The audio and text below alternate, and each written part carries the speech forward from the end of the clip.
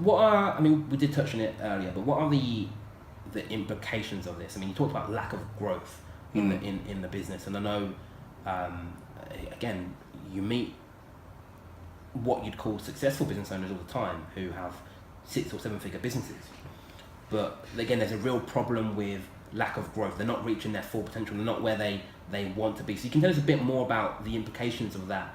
What are the deeper implications it can have on their business life, their personal life, and then, anything else you can think of as well. Yeah, so I'll give you an example. I was talking to a guy based in the States, and he does, I think it was like 4.2 million US dollars a year with a team of consultants.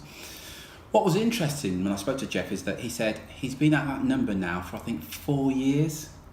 It's all retained recruitment. He's been at that number for 4 years. He said, honestly, Terry, we're trading water now and we're doing this. He said one of his concerns was that if he was to lose his top billers, he thinks he'd probably lose, if he was to lose his 2 top billers, those 2 alone were worth about 28% of his total revenue.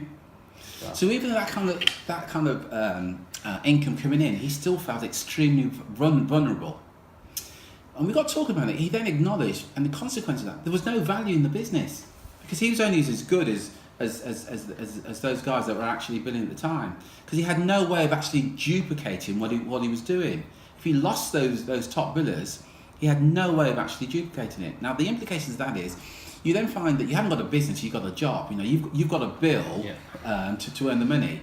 And a lot of recruitment and search firm owners call themselves business owners, but if you look very closely at their activity, they behave more like somebody employed rather than a business owner. So you haven't got that job, and the implication of that is the impact it has on your family.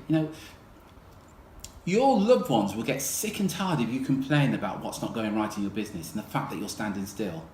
And you keep doing that. You keep complaining about what's not right, but you do nothing about it.